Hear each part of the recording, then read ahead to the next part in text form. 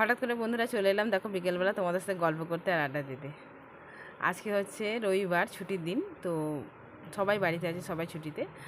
তো আমার ছুটি নেই গো। আমার যেন সারা সপ্তাহে একদিনে ছুটি পাই না, যেন আজকে রবিবার দিন আবার বেশি বেশি কাজ।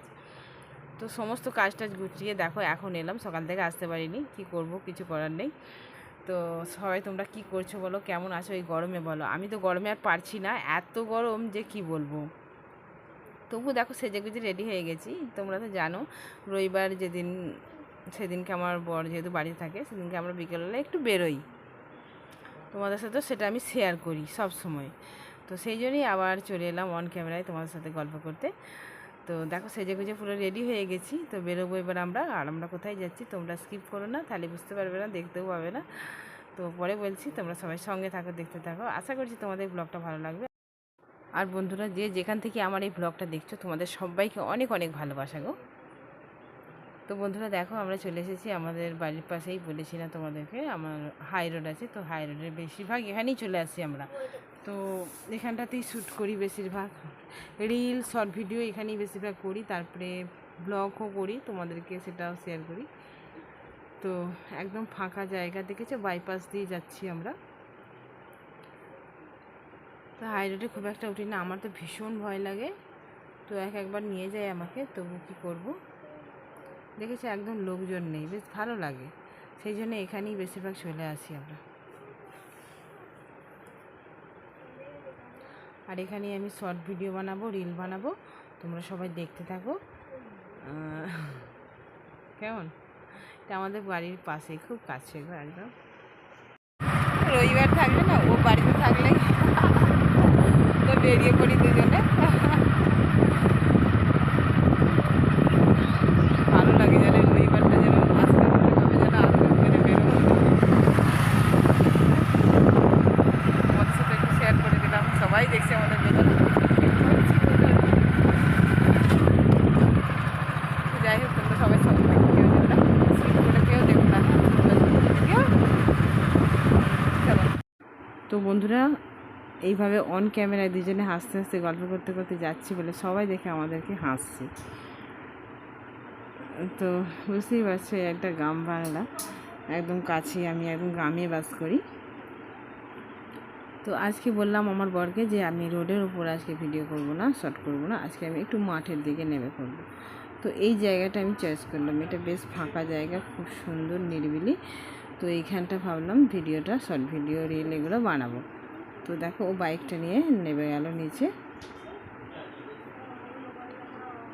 তো কাদা আছে নাকি জানি না, কিছুদিন আগে বৃষ্টি হয়েছিল। তো তবু দেখি মাঠটার মধ্যে কাদা থাকলে হবে না, মানে জঙ্গল, ভয়ও লাগছে, তবু চলে এলাম দুজনে ভিডিও করতে। দেখেছো খুব সুন্দর জায়গাটা। ভিডিও করতে এসে দেখো অনেক দিন পরে এই জিনিসটার সাথে দেখা হলো। তো কি বলো দেখিনি, এটা কি গাছ বলো, সবাই হয়তো চেনো, তবু আমি বলছি এটা হচ্ছে লজ্জাবতী গাছ। দেখো হাত দিচ্ছি, সবাই যেন মুড়ে যাচ্ছে, লজ্জায় গুটিয়ে যাচ্ছে।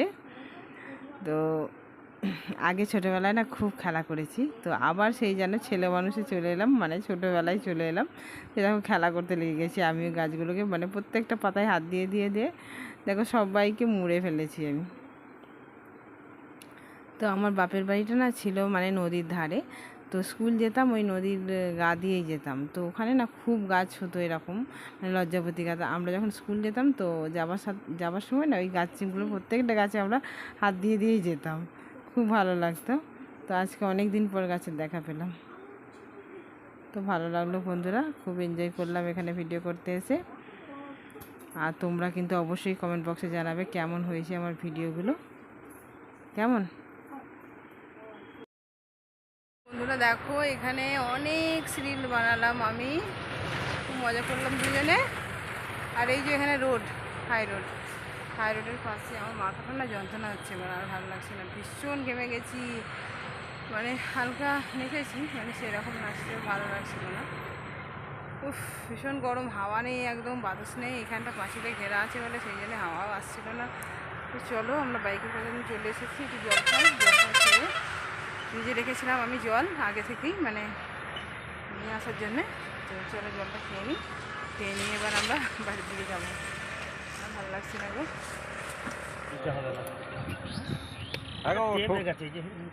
বাচ্চা ছেলে ভেবে ঠকাচ্ছে না তো, দেখো না 50 টাকা ধরো। না আমার আজকের ব্যবসা না তরমুজটা নিয়ে আসা খুলে দেখাবো।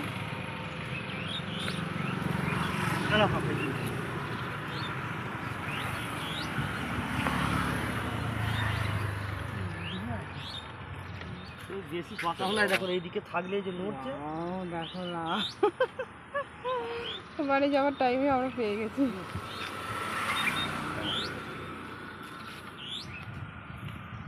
আর দুটো কয়?